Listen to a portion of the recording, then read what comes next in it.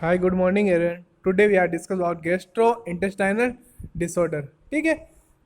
इसमें क्या अपन देखेंगे, गैस्ट्रोइंटेस्टाइनल डिसऑर्डर के बारे में अपन स्टडी करेंगे पीडियाट्रिक के अंदर।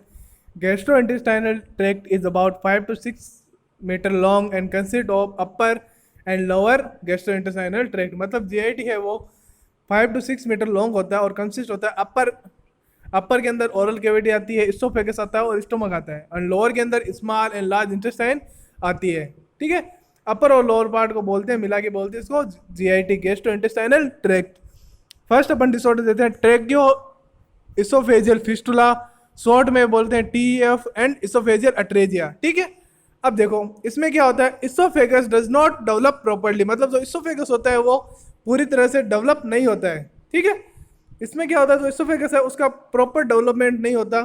ठीक है। अब देखो ट्रेकियो इसोफिजियो फिस्टुला में क्या होता है, abnormal connection between oesophagus and trachea. मतलब ट्रेकियो इसोफिजियल फिस्टुला के अंदर क्या होता है, अबनॉर्मल कनेक्शन होता है ट्रेकिया और इसोफेगस के बीच में, उसको बोलते हैं ट्रेकियो इसोफिजियल फिस्टुला। मतलब अबनॉर्मल कनेक्शन होना इसोफेगस और ट्रेकिया के बीच में, उसको बोलते हैं ट्रेकियो इसोफिजियल फिस्टुला। नेक्स्ट है इसोफेजियल अट्रेजिया। इसोफेजियल अट्रेजिया क्या होता है, congenital failure of the oesophagus to develop continue passage from pharynx to stomach. मतलब इसोफेजियल अट्रेजिया में क्या होता है, कंजेनाइटल फेलियर, मतलब जन्मजात माँ के पेट के अंदर बच्चे को अगर कोई अबनॉर्मल दे दिया कंजेनाइटली, ठीक है, failure of oesophagus to develop, अगर इसोफेगस का डेवलपमेंट फेल हो जाता है, जिससे क्या होता है पासेज होता रहता है कंटिन्यू फेरिक्स टू स्टोमक। ठीक है। पहले इसोफेगस टू स्टोमक होता है, पर अबनॉर्मल डेवलपमेंट उसका क्या कंजेनाइटली फेलियर हो रखा है इसोफेगस का, जिससे क्या होता है फेरिंग से पासेज होता है टू स्टोमक तक। ठीक है। नेक्स्ट आता है पैथोफिजियोलॉजी।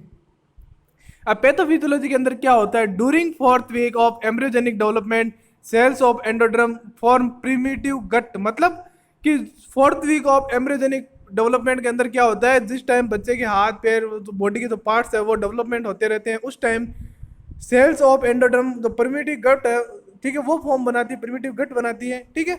नेक्स्ट आता है defective separation of gut and incomplete fusion of tracheal fold. मतलब डिफेक्टिव सेपरेशन होता है, मतलब डिफेक्ट आता है, अबनॉर्मल सेपरेशन होता है, अलग अलग होता है गट का, एंड इनकम्प्लीट फ्यूजन ऑफ जो ट्रेकिया का जो फोल्ड होता है, लाइनिंग होती है जो लेयर, उसका क्या होता है, इनकम्प्लीट फ्यूजन होता है। ठीक है। अब इनकम्प्लीट का मतलब पूरी कंप्लीट फॉर्मेशन नहीं होती, इनकम्प्लीट फॉर्म होता है जो ट्रेकियल फोल्ड का। अब इनकम्प्लीट फोल्ड होता है and abnormal growth of cell cause the defect, और अबनॉर्मल सेल होती है तो कॉज करेगी डिफेक्ट को। फिर क्या होता है कि approximately 50% neonate with tracheoesophageal fistula also have anomaly that represent by acronym vectral। मतलब कि अप्रोक्सीमेट 50% न्यूनेट होते हैं जिसमें ट्रेकियोएसोफेजियल फिस्टुला होता है, उनमें अदर अनोमलीज होती है, अनर अबनॉर्मलिटी पाई जाती है, जिसको अपन रिप्रेजेंट करते हैं एक्रोनियम वेक्ट्रल। जो एक फॉर्म देते हैं, टर्म से डिस्क्राइब करते हैं, उसका नाम वेक्टर, वी का मतलब होता है वर्टिब्रल कॉलम। जो वर्टिब्रल कॉलम उनके अंदर कोई डिफेक्ट होना। ए का मीन्स है एनोरेक्टल माल फॉर्मेशन, जो रेक्टल का एनएस का फॉर्मेशन है उनका अंदर माल फॉर्मेशन होना, सही तरह से फॉर्म नहीं होना। सी का मतलब होता है कार्डिक डिफेक्ट, कार्डिक के अंदर कोई हेड के अंदर कोई डिफेक्ट होना। नेक्स्ट है TE tracheo oesophageal fistula. R का मतलब रीनल एनोमली को रीनल के अंदर अबनॉर्मलिटी होना, लिम्ब एनोमली को लिम्ब पार्ट के अंदर एनोमलीज होना। ठीक है। इसको अपन डिस्क्राइब करते हैं वेक्ट्रल। ठीक है। नेक्स्ट आता है रिस्क फैक्टर। रिस्क फैक्टर क्या होता है, पॉलीहाइड्रो अमनियोस अमनोटिक फ्लूइड मोर देन 2000 ml। मतलब पॉलीहाइड्रोमनेस में क्या होता है, 2000 ml से अगर अमनोटिक फ्लूइड ज्यादा प्रेजेंस होता है, उस टाइम को अपन डिफाइन करते हैं अमनोटिक फ्लूइड के अंदर। और पॉलीहाइड्रो अमनियोस मतलब अमनोटिक फ्लूइड है उसका लेवल 2000 ml से ज्यादा होना, बोलते हैं पॉलीहाइड्रो अमनियोस। फिर आता है प्री मेच्योर इन्फेंट, ऐसा बच्चा जो 37 वीक से पहले बोर्न हो चुका है, जन्म ले चुका है, उसको बोलते हैं प्री मेच्योर इन्फेंट। नेक्स्ट है low birth weight baby below 2500 ग्राम। मतलब 2500 ग्राम से अगर बेबी का वेट 2500 ग्राम से कम, उसको बोलते हैं लो LBW वेट के अंदर काउंट करते हैं। नेक्स्ट है सिंगल अम्बलाइकल आर्टरी। कोई ऐसा बच्चा जिसके अंदर अम्बलाइकल आर्टरी है वो सिंगल हो। नॉर्मली अपन देखते हैं 2 आर्टरी 1 वेन होती है। ठीक है। बट इसके ऐसे बच्चे के अंदर क्या होता है, सिंगल आर्टरी होती है। नेक्स्ट आता है type, there are 5 types of tracheoesophageal fistula. अब टाइप ए है वो, उसमें क्या था 5 to 8% होती है इसकी जो इंसिडेंस रेट है। Discontinuity in the oesophagus but there is no fistula connection between oesophagus and trachea. मतलब टाइप ए के अंदर क्या होता है, डिसकंटिन्यूटी होती है इसोफेगस का, कंटिन्यू नहीं होता, लगातार, but there is no connection, मतलब कि डिसकंटिन्यूटी की मतलब इसोफेगस वो कंटिन्यूस नहीं होता फॉर्मेशन, और इसमें क्या होता है नो फिस्टुला, बट इसके अंदर क्या होता है कोई कनेक्शन नहीं होता इसोफेगस और ट्रेकिया के बीच के अंदर। ठीक है, ठीक है, जैसा आप डायग्राम में देख सकते हैं इनके बीच में कोई नहीं है कोई भी कनेक्शन। फिर आता है टाइप बी, ये क्या होता है रेयर चांस में पाया जाता है, upper part of oesophagus connect to trachea, मतलब इसमें क्या है बी के अंदर अपर पार्ट होता है इसोफेगस का, वो ट्रेकिया से कनेक्ट होता है। ठीक है, नेक्स्ट होता है type C, most common type, मतलब 80% सबसे ज्यादा टाइप सी है वो पाया जाता है। इसमें क्या होता है अपर पार्ट ऑफ जो इसोफेगस का अपर पार्ट है, आप डायग्राम में देख सकते हो अपर पार्ट इसोफेगस का वो ब्लाइंड होता है, एंड लोअर पार्ट होता है वो कनेक्ट होता है ट्रेकिया से। ठीक है, जैसा आप डायग्राम के अंदर देख सकते हो। नेक्स्ट है टाइप डी, ये होता है 1% lower and upper part of oesophagus connect to trachea, मतलब लोअर और अपर पार्ट है वो क्या हो जाता है कनेक्ट होता है इसोफेगस कनेक्ट ट्रेकिया से। ठीक है, नेक्स्ट आता है टाइप ई, एस टाइप बोलते हैं, इसमें क्या होता है no oesophageal atresia but oesophagus and trachea attach in S A, मतलब कि इनके बीच में कोई कनेक्शन नहीं होता, बट ये क्या होता है अटैच होते हैं एक दूसरे से एस शेप के अंदर। तो ये थे आपके 5 टाइप, सबसे मोस्ट कॉमन कौन सा टाइप सी। ठीक है, नेक्स्ट आता है क्लिनिकल मैनिफेस्टेशन। अब क्लिनिकल मैनिफेस्टेशन में अंदर हम देखते हैं कि इसको ट्रेकियोसोफेजियल फिस्टुला है या अट्रेजिया, इसके 3 साइन होते हैं मेन, कफिंग होता है, चोकिंग होता है, साइनोसिस होता है। ड्यूरिंग फर्स्ट फीड, ये अपन जब फर्स्ट ब्रीस्ट फीड करता है बच्चा तभी पता चलता है, कफिंग होता है, चोकिंग होता है और साइनोसिस होता है, मतलब ब्लूइश कलरेशन हो जाता है। ठीक है, फिर आता है frothy saliva in mouth along excessive salivation, मतलब आप जब सलाइवा करें फ्रोथी मतलब झागदार सलाइवा, मुंह से बबल्स निकलेंगे, झागदार सलाइवा होगा जो कोज करेगा। अपन इसका मेन साइन क्या होता है 3 साइन, तो 3 साइन तो इंडिकेट करते हैं इसका मेन। अपन एग्जाम के अंदर जैसे कम्पिटिटिव एग्जाम देते हैं तो उसमें आता है फ्रोथी सलाइवा, मेंस की ट्रेकोएसोफेजियल स्टूला को कोज कर रहा है बच्चा। नेक्स्ट है रिगर्जिटेशन, अगर आप कुछ खाना खिलाए तो वापस माउथ के थ्रू वापस वोमिटिंग के थ्रू बाहर आएगा कंटेंट, उसको बोलते हैं रिगर्जिटेशन, और वोमिटिंग होती है। नेक्स्ट है डायग्नोसिस, अक्सरे सो एयर बबल, अब अक्सरे करते हैं तब क्या होता है एयर बबल्स है वो स्टोमक के अंदर सो होते हैं। नेक्स्ट है large size orogastric tube, stop after distance of 7 to 10 cm insertion और अनेबल टू रीच टू। अब आप कोई ओरोगेस्ट्रिक ट्यूब है वो इंसर्ट करते हैं, वो स्टॉप हो जाते हैं 7 to 10 सेमी इंसर्शन के बाद, और अनेबल स्टोमक तक नहीं पहुंचता, जिसका मतलब होता है कि इसको ट्रेकियोसोफेजियल फिस्टुला है। नेक्स्ट है management, as soon as TF diagnose stop attempt to stop feed, मतलब कि अगर किसी को पता चल जाए जितना जल्दी हो पता लगाना चाहिए कि इसको ट्रेकियोसोफेजियल फिस्टुला है, स्टॉप कर देना चाहिए फीड को। ठीक है, नेक्स्ट है monitor for dehydration admission IV fluid as, monitor करें पेशेंट को इसमें फ्लूइड लॉस तो नहीं है, और एडमिशन करें आईवी फ्लूइड एज पर जैसी नीड हो। अगर पेशेंट जो बच्चा है उसका अगर फ्लूइड लॉस हो रहा है तो आपको आईवी फ्लूइड देना चाहिए। नेक्स्ट है turn the patient frequently to prevent atelectasis and pneumonia, मतलब कि पेशेंट को टर्न करना चाहिए फ्रीक्वेंटली ताकि एटेलेक्टिस मतलब जो एलोलाई है लंग्स की वो कोलैप्स ना हो और pneumonia condition arise, frequently patient को टर्न करता रहना चाहिए। नेक्स्ट है give semi upright position to prevent, patient को सेमी अपराइट पोजीशन रखिए जिससे क्या हो एस्पायरेशन के चांस ना हो, वो बच्चा फीड वगैरह करे तो एस्पायरेशन के चांस ना हो। Next suction upper oesophageal pouch and pharynx at the interval, suction करना चाहिए, जो सक्शनिंग करनी चाहिए जाग मास लाइवेशन सिक्रेशन के लिए सक्शन करते हैं अपन अपर इसोफेजियल, जो इसोफेजियल का अपर पाउच होता है उसके अंदर, and pharynx at the interval 5 minute के इंटरवल पे इनकी जो सक्शनिंग मेंटेन करनी चाहिए। नेक्स्ट है not given any bye mouth NPO and only I, मतलब अब ध्यान रखना चाहिए मेस्ट प्रायोरिटी क्या होती है नर्स की कि एनपीओ रखना चाहिए, नील बाय माउथ से कुछ नहीं देना चाहिए, ओनली आई फ्लूइड है वो ट्रेकियोस विद द पेशेंट में एडमिनिस्ट्रेट करने चाहिए। नेक्स्ट है surgical management, there are 2 type of surgical surgery are most commonly used if distance between lower and upper part of esophagus less than 2.5 semi.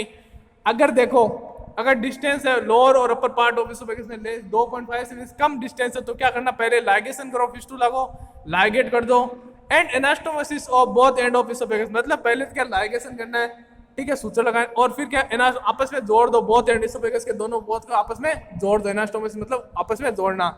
फिर आता है इफ डिस्टेंस मोर देन 2, अगर distance 2.5 semi से ज्यादा है, and condition of infant poor preyed for staying surgery, मतलब अगर patient की इन्फेंट की कंडीशन है वो क्या है पुअर है, तो इसमें क्या होता है 2 स्टेज के अंदर अपन करते हैं। फर्स्ट स्टेज में oesophageal fistula ligate, oesophageal fistula अपन लाइगेट करते हैं, and gastrotomy is perform for provide, और गैस्ट्रोस्टोमी करते हैं, स्टोमा बनाते हैं जिससे क्या प्रोवाइड फीडिंग देते हैं। फिर आता है गैस्ट्रोस्टोमी फीडिंग क्या होती है?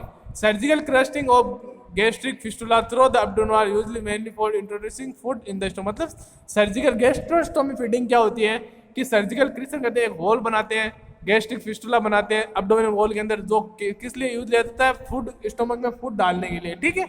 नेक्स्ट है इंडिकेशन ऑफ गैस्ट्रोस्टोमी। अब गैस्ट्रोस्टोमी का इंडिकेशन क्या होता है?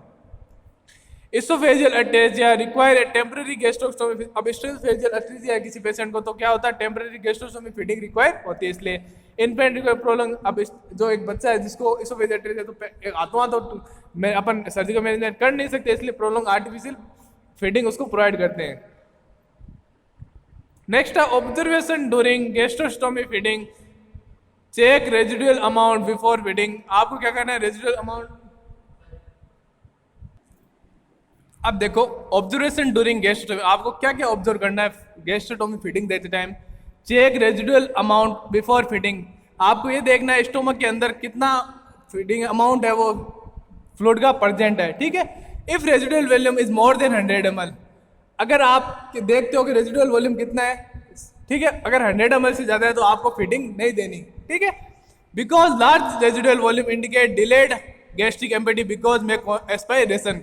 अब क्या करोगे आप? अगर 100 ml से ज्यादा फीडिंग दे रहे हो तो 100 ml है रेजिडुअल वॉल्यूम, बचा हुआ तो फ्लूइड अमाउंट है वो 100 ml है, तो आप क्या करोगे? अगर वापस देती तो जिससे क्या होगा? गैस्ट्रिक जो एम्पिटी जो स्टोमक खाली होने की जो प्रोसेस है वो डिले होगी, जिससे क्या होगा? एक्सपायरेशन के चांस रहेंगे, ठीक है। नेक्स्ट है कीप द ट्यूब क्लेम। जो आपने ट्यूब लगा रही है उसको बांधे रख के क्लेम करके रखें, और फनल शुड भी 20 to 25 semi above the level of जो फनल है आपने लगा रखी है जो एक्सक्रीट होने के लिए, वो क्या करना है? आपको 20 से 25 सेमी स्टोमक के लेवल से अबव रखनी है, ठीक है। नेक्स्ट है check pH of gastric aspirate. आपको क्या गैस्ट्रिक एस्पायरेशन जो रेट है पीएच की वो क्या है? 4 और जिससे लेस रहनी चाहिए, आपको चेक करनी है। नेक्स्ट है feed should be look warm at the end of feeding still small water claim it. मतलब आपको क्या करना है? Feed should be look warm, हल्का गर्म होना चाहिए, नहीं है आपने ज्यादा गर्म फूड उसको प्रोवाइड कर रहे हो। और एंड ऑफ फीडिंग आपको क्या करना है? इंस्टॉल करना some water, small amount of water feeding tube के अंदर डालना है और इसको क्लेम कर देना है, ठीक है। ये तो आपको क्या ऑब्जर्वेशन करना है, नर्सिंग रिस्पॉन्सिबिलिटी है आपकी गैस्ट्रोटोमी फीडिंग देते टाइम। और इसमें जो लाइन है मोर देन 100 ml, ये आपको बहुत एग्जाम में बहुत बार ये क्वेश्चन आता है कि आपको गैस्ट्रोटोमी रेजिडुअल वॉल्यूम कितना रहना चाहिए कि नेक्स्ट फीडिंग आपको नहीं देनी है। 100 ml के अंदर होता है तब आपको नेक्स्ट फीडिंग को विद होल्ड करना है, मतलब रोकना है एक बार। नेक्स्ट है second stage, perform oesophageal reconstruction with a segment of colon at the age of 18 month. मतलब आपको क्या करना है? परफॉर्म करना है इसोफेजियल, वापस इसोफेजियल कंस्ट्रक्ट, मतलब वापस उसका सर्जिकल प्रॉपर प्लेस में इंस्ट्रक्शन करना है, और सेगमेंट आपको सेगमेंट ऑफ कोलन के अंदर अटैच करना है, ठीक है, एज 18 मंथ की एज के अंदर, ठीक है। Next after this repair gastrostomy is closed up and start oral feeding. मतलब आफ्टर द रिपेयर जब गैस्ट्रोस्टोमी जो स्टोमा है वो बंद हो जाए उसके बाद आपको क्या करना है? ओरल फीडिंग स्टार्ट कर देनी है। ये था आपका इसोफेजियल फिस्टुला या कंजेनाइटल हाइपरट्रोफाइड पाइलोरिक स्टेनोसिस या कंजेनाइटल हाइपरट्रोफाइड के बारे में अपन पढ़ेंगे। Narrow and obstruction of lower portion of stomach pylorus part due to hypertrophy of pyloric circular muscle of stomach. मतलब कि पाइलोरिक स्टेनोसिस क्या होती है? नैरो होती है, और ऑब्स्ट्रक्शन होता है जो लोअर पोर्शन होता है स्टोमक का जिसको अपन बोलते हैं पाइलोरस। ड्यू टू उसमें क्या होता है? हाइपरट्रोफी, मतलब सेल की साइज बढ़ने से, इलार्जमेंट होने से पाइलोरिक सर्कुलर मसल का स्टोमक की जो पाइलोरिक सर्कुलर मसल है वो इलार्जमेंट हो जाती है, उनके अंदर सेल साइज बढ़ जाती है, जिसकी वजह से क्या होता है? तो पाइलोस पार्ट है वो नैरो हो जाता है, ऑब्स्ट्रक्ट हो जाता है लोअर पोर्शन ऑफ स्टोमक, जिसको अपन बोलते हैं pyloric stenosis. It is most common neonatal intra abdominal condition required surgery. ये क्या है? Most common intra abdominal neonate के अंदर इंट्रा एब्डोमिनल कंडीशन है जिसके लिए सर्जरी रिक्वायरमेंट होती है, ठीक है। नेक्स्ट आता है इट मे बी कंजेनाइट, और ये कंजेनाइटल भी होता है और बाय बर्थ के बाद भी हो सकता है। 5 time more common in boys than girls. मतलब कि 5 टाइम मोर, मतलब ये ज्यादा रेशियो किसके अंदर होता है? बॉयज ज्यादा अफेक्ट होते हैं गर्ल्स से ज्यादा। मतलब पाइलोरिक स्टेनोसिस है वो ज्यादातर मेल के अंदर होता है बजाय फीमेल के, तो मेल चाइल्ड है उनमें ज्यादातर बजाय फीमेल चाइल्ड के। Next symptom start to seen after 3 week of birth. मतलब जो सिम्टम आते हैं, लक्षण आते हैं वो 3 वीक क्या बाद के अंदर स्टार्ट होते हैं। So weight of infant increase 1 to 3 week after this start vomiting. अब बच्चे का वेट है वो आप मानते सुनते हो कि 1 से 3 वीक तक बढ़ता है। स्टार्ट के 10 दिन में क्या होता है, वेट कम होता है, फिर वापस रीगेन होने लग जाता है, तो बच्चा जो जन्म लेता है तब। तो इसमें क्या होता है, वेट गेन होता है, इंक्रीज होता है 1 से 3। उसके बाद क्या होता है, वोमिटिंग, जैसे जैसे वोमिटिंग होगी, प्रोजेक्टाइल वोमिटिंग होती है पाइलोरिक स्टोनोसिस में। अब जैसे जैसे वोमिटिंग हुई तो वेट लॉस अपने आप कम हो जाएगा, ठीक है। नेक्स्ट है क्लिनिकल मैनिफेस्टेशन। अब symptom usually start to appear between 2 to 4 week of age, मतलब जो सिम्टम है वो यूजुअली स्टार्ट होते हैं अपीयर बिटवीन 2 to 4 वीक, मतलब 2 से 4 वीक की एज के अंदर सिम्टम आने स्टार्ट हो जाते हैं। Mild regurgitation to forceful and projectile vomiting, मतलब माइल्ड रिगर्जिटेशन होता है, फूड स्टोमक कंटेंट वापस बाहर आते हैं जब अपन बच्चे को फीडिंग प्रोवाइड करते हैं, और फोर्सफुली आते हैं। और प्रोजेक्टाइल वोमिट मतलब आप यहाँ पे खड़े हो तो आपसे 2 या 3 इंच है वो दूर जाके आपकी वोमिटिंग है वो गिरेगी, ठीक है। कि प्रोजेक्ट खड़े खड़े वोमिटिंग होती है, आगे जाके गिरती है वोमिटिंग, उसको बोलते हैं प्रोजेक्टाइल वोमिटिंग। अब vomiting content gastric content milk होता है, म्यूकस होता है, ब्लड बट नॉट बाइल, मतलब वोमिटिंग कंटेंट के अंदर क्या होता है, गैस्ट्रिक कंटेंट में मिल्क आएगा, म्यूकस आएगा, बट बाइल इसके अंदर इंक्लूड नहीं होगा। Olive shape mass in right upper quadrant, अब जो राइट अपर क्वाड्रेंट में ओलिव शेप का मास मतलब आपको फील होगा, ठीक है। अब्डोमेन के अपर क्वाड्रेंट के अंदर right upper quadrant olive shape mass आपको फील होता है। Peristaltic wave are seen during and after feeding in epigastric, मतलब पेरिस्टाल्टिक जो मूवमेंट है, जो तरंगे हैं वेव, वो आपको सीन होती है during after feeding of in gastric region from left to right, मतलब जो पेरिस्टाल्टिक मूवमेंट है वो आपको फील होंगे फीडिंग देने के बाद। एपिगैस्ट्रिक रीजन होता है जो लेफ्ट और टू राइट से, ठीक है। नेक्स्ट आता है मेटाबॉलिक एल्कलोसिस। अब मेटाबॉलिक एल्कलोसिस में क्या होता है कि जो आपका पीएच है वो तो रहता है कम, होता पर CO2 की जो मात्रा है आपके अंदर बॉडी के अंदर CO2 की मात्रा है वो ज्यादा होती है, जिसकी वजह से एल्कलोसिस को कॉज करती है।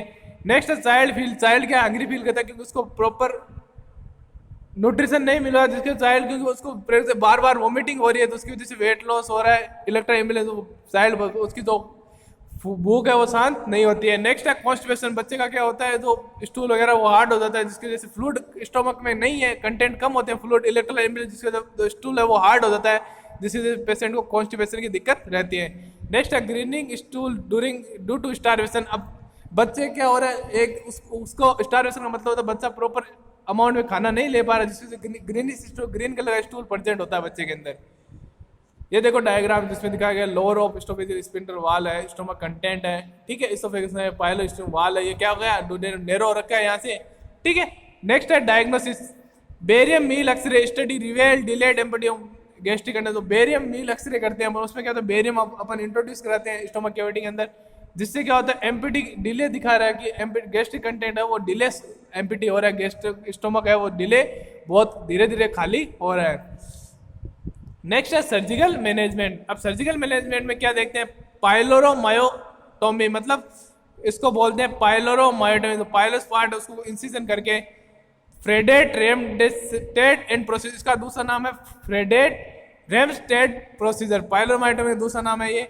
इसमें क्या होता है, incision and suture of pilo, जो पाइलो स्पीटर है उसका इंसिजन करते हैं और सुचर करते हैं, कट करके और सुचर लगा देते हैं, और surgery perform within 24 hour. मतलब इसमें पाइलोस्टोमी की जो पाइलोमायोटोमी है आपको जब पता चले उसके 24 आवर के अंदर सर्जरी प्रोसीड करते हैं, ठीक है। ये था आपका पाइलोरिक स्टोनोसिस। नेक्स्ट आता है गैस्ट्रोइसोफेजियल रिफ्लेक्स डिजीज या और कार्डियोचेलेजिया, मतलब GRD को अपन शो करते हैं, गैस्ट्रोइसोफेजियल रिफ्लेक्स डिजीज। अब देखो इसमें क्या होता है, backflow of gastric content into the esophagus due to relaxation of muscle of the cardiac sphincter of the stomach, मतलब backflow ना, जो आपने खाना लिया वो गैस्ट्रिक कंटेंट का वापस बैकफ्लो होता है इनटू द esophagus, वापस आपका जो गैस्ट्रिक कंटेंट है वो esophagus में आते हैं ड्यू टू जो मसल है कार्डियक स्फिंक्टर की स्टोमक से खाना पहुंच जाती है, वो क्या होता है रिलैक्स हो जाती है, जिसकी वजह से क्या होता है बैकफ्लो होता है गैस्ट्रिक कंटेंट का stop into the esophagus। esophagus के अंदर वापस बैकफ्लो होना खाने का, उसको अपन बोलते हैं गैस्ट्रो इसोफेजियल रिफ्लेक्स डिजीज। अब देखो cause, transient relaxation of lower oesophageal sphincter oesophageal, जो ट्रांजिएंट रिलैक्सेशन होता है जो लोअर इसोफेजियल स्फिंक्टर है वो क्या करता है, कॉन्ट्रैक्शन नहीं पता, रिलैक्सेशन हो जाता है, डायलेट हो जाता है, जिसकी वजह से क्या होता है जो गैस्ट्रिक कंटेंट है उसका क्या होता है बैकफ्लो होता है वापस। फिर आता है delayed maturation of neuromuscular control of oesophagus. इसमें क्या होता है, आपका जो डिले न्यूरोमस्कुलर कंट्रोल है, न्यूरो इंपल्स आने का और कंट्रोल करने का मसल्स का कंट्रोल है, वो क्या होता है डिलो मैच्योर होता है, मैचुरेशन नहीं होता उसका प्रॉपर, जिसकी वजह से क्या होता है जो स्पेक्टर है वो रिलैक्स रहते हैं, कॉन्ट्रैक्ट नहीं कर रहा, जिससे क्या होता है बैक फ्लो होता है। फिर आता है हाइटल हर्निया विद इनकम्पिटेंट। अब क्या होता है हाइटल हर्निया होता है, इनकम्पिटेंट स्पीड होता है, ठीक है। नेक्स्ट आता है राइज इंट्रा, अब आगे या तो आपका अब्डोमिनल प्रेशर है, जो अब्डोमिन कैविटी के अंदर का प्रेशर वो बढ़ा हुआ होता है, उसकी वजह से भी क्या होता है गैस्ट्रिक कंटेंट बैक फ्लो होते हैं। आप कभी कभी शादियों में जाते हैं खाना ज्यादा खा लेते हैं, जिसकी वजह से बैक फ्लो वोमिटिंग आती है, वो क्या होता है इंट्रा अब्डोमिनल प्रेशर है वो ज्यादा हो जाता है, उसकी वजह से आपको वोमिटिंग होती है। नेक्स्ट है क्लिनिकल मैनिफेस्टेशन। इसमें क्या होता है common symptom include heart pen, indigestion, non cardiac chest pain. अब देखो हार्ट पेन होगा, इंडाइजेशन होगा, पाचन क्रिया सही से पाचन नहीं होगा, बॉडी मेटाबॉलिज्म नहीं होता, अब्जॉर्प्शन नहीं होता, नॉन कार्डिक चेस्ट पेन होगा पर वो कार्डिक से रिलेटेड नहीं होता। फिर था रिकरेंट गर्जिटेशन एंड वोमिटिंग, बार बार आपको क्या होता है गैस्ट्रिक बैक फ्लो वापस आएगा कंटेंट और वोमिटिंग होगी। नेक्स्ट है LR lower respiratory infection due to aspiration. अब आपको क्या होगा जैसे जैसे इसोफेगस के अंदर वापस आएगा गैस्ट्रिक कंटेंट, उसके एस्पायरेशन के चांस बढ़ जाएंगे, जिसकी वजह से लोअर रेस्पिरेटरी ट्रैक्ट में इन्फेक्शन हो सकता है। पुअर वेट गेन, अब आप मान लो आपका फूड है वो अब्जॉर्ब नहीं हो रहा, मेटाबॉलिज्म नहीं हो रहा, जिसकी वजह से वापस आ रहा है, इससे क्या होगा इलेक्ट्रल इम्बेलेंस होगा, ठीक है। आपकी जितनी नीड है खाने की वो उतना कंप्लीट नहीं हो पा रहा, जिसकी वजह से क्या होगा कि बच्चे का वेट गेन है वो पुअर होगा। नेक्स्ट है treatment, keep the child in semi upright position after feeding and during sleeping. अब बच्चे को क्या सेमी अपराइट पोजिशन रखना है 25 डिग्री टू 45 डिग्री के अंदर आफ्टर फीडिंग और ड्यूरिंग, जब फीडिंग करवा रहे हो और ड्यूरिंग फीडिंग के बाद और स्लीपिंग के टाइम आपको क्या सेमी अपराइट पोजीशन में पेशेंट को रखना है, जिससे क्या एस्पायरेशन के चांस कम हो। नेक्स्ट है elevating the head of bed 6 to 8 inch 15 to 20 semi on the blocks. मतलब एलिवेट बच्चे बेड का जो हेड पार्ट है बेड का उसको एलिवेटेड कर दिया आप 6 to 8 inch on the blocks. Next है to hold a baby against the chest and put it on the back to induce blanching called burping. मतलब to hold a baby against the chest, बच्चे को hold करें against the chest के ऊपर, ठीक है, और put it on back, back के साइड में उसको पुट रखें बच्चे को इनटू ब्लेंचिंग। मतलब आप क्या फीडिंग के बाद बर्पिंग करें, जिससे फूड के अंदर स्टोमक के अंदर खाना अच्छी तरह से चला जाए वापस रिगत। मतलब जिसे अपन देते हैं ना छोटा बच्चा होता है उसको ब्रेस्ट फीडिंग के बाद आप बर्पिंग करते हो, पीछे थप उसकी पीठ थपथपाते, जिससे क्या होता है स्टोमक कंटेंट है वो वापस नीचे चले जाए, वापस उसको वोमिटिंग ना हो इसके लिए, ठीक वैसे ही है इस लाइन के अंदर। नेक्स्ट है गिव स्मॉल एंड फ्रीक्वेंट। अब देखो आप अगर जीआरडी है तो उसमें क्या गिव स्मॉल और फ्रीक्वेंट थोड़ी थोड़ी मात्रा में आप बार चाहे 5 या 6 टाइम करो कि बच्चे को फीडिंग करवा दो, पर थोड़ी थोड़ी इंटरवल के अंदर करो, जिससे क्या वापस रिगर्जिटेशन ना हो। फिर है गिव थिकन इन्फेंट फॉर्मूला। अब इसमें क्या होता है 1 table spoon give thicken formula, मतलब फीडिंग कैसे करवानी, 1 टेबल स्पून मतलब 15 ml और 3 टीस्पून मतलब राइस सीरियल मिक्स इन एक्सोसिमल मिल्क। मतलब थिकन इन्फेंट फॉर्मूला क्या होता है 1 टेबल स्पून या 3 टीस्पून 15 ml राइस और सीरियल को मिक्स करना है एक्सेसिमल और बच्चे को देना है, ठीक है।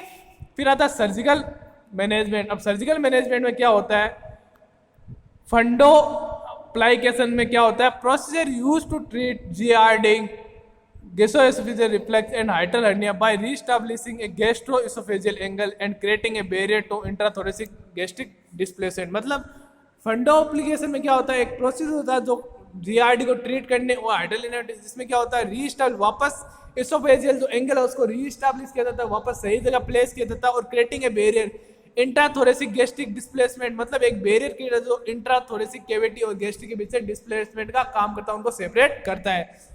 In this surgery, fundus of stomach wrapped around the distal part of esophagus। मतलब इसमें क्या होता है जो फंडस पार्ट होता है स्टोमक का उसको wrapped कर दिया जाता है, ऊपर ला दिया जाता है, अराउंड द डिस्टल जो esophagus का डिस्टल पार्ट होता है उसके ऊपर लाई कर दिया जाता है, ठीक है।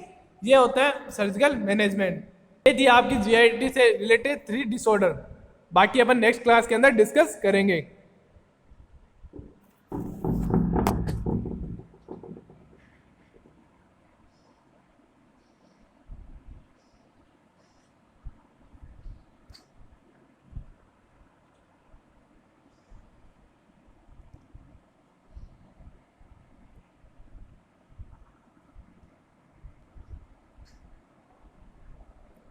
नेक्स्ट अपन देखते हैं थ्रस ओरल मोनिलियासिस एंड कैंडिडाइसिस। मतलब एक इन्फेक्शन होता है ये क्या है, फंगल कैंडिडा एल्बिगेंस की वजह से एक इन्फेक्शन होता है to of mucous oral cavity and tongue. ये किसमें होता है, थ्रस ओरल मोनोलेस कैंडिडाइसिस। ये क्या होता है, फंगल कैंडिडा एल्बिगेंस का एक इन्फेक्शन होता है एजेंट की वजह से, जिसमें क्या होता है म्यूकस ऑफ ओरल, म्यूकोजा होती है ओरल कैविटी की, तो म्यूकोजल मेम्ब्रेन है और टंग के ऊपर ये इन्फेक्शन होता है। क्लिनिकल मैनिफेस्टेशन क्या आते हैं, white plaque, milk curd like lesion on tongue, lips and buccal mucous membrane, white lip, bright red bleeding base when remove. मतलब इसमें क्या होता है, एल्बिगेंस कैंडिडाइटिस में कि जो आपकी जो टंग है इसके ऊपर क्या होता है, मिल्की व्हाइट कर्ड लाइक एक लीजन बन जाते हैं जीभ के ऊपर, जिसमें लिप्स और बक्कल म्यूकस मेम्ब्रेन है वो अफेक्ट होती है, जिसमें क्या होता है लेफ्ट ब्राइट रेड ब्लीडिंग होती है। जब आप इन कर्ड लाइक बेस को आप क्या करते हो, रिमूव करते हो हल्के से ऐसे फिंगर से, आप अगर इनको खींचते हो उसमें क्या होता है, ब्लीडिंग होता है। उसको कहते हैं व्हाइट पैची, एक स्किन बन जाती है टंग के ऊपर, व्हाइट व्हाइट एक परत सी बन जाती है, जिसको अपन बोलते हैं व्हाइट प्लेक्स। मैनेजमेंट क्या होता है, use antifungal drugs and 1% aqueous gentian violet. मतलब इसमें क्या करते हैं मैनेजमेंट, एंटीफंगल ड्रग्स आती है वो देते हैं, और 1% एक्वस जेंटल वॉयलेट है वो आप स्प्रेड करते हो, जिससे क्या होता है ये इन्फेक्शन है वो रिड्यूस हो सकता है।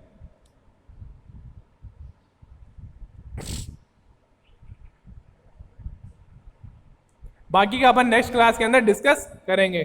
Thank you.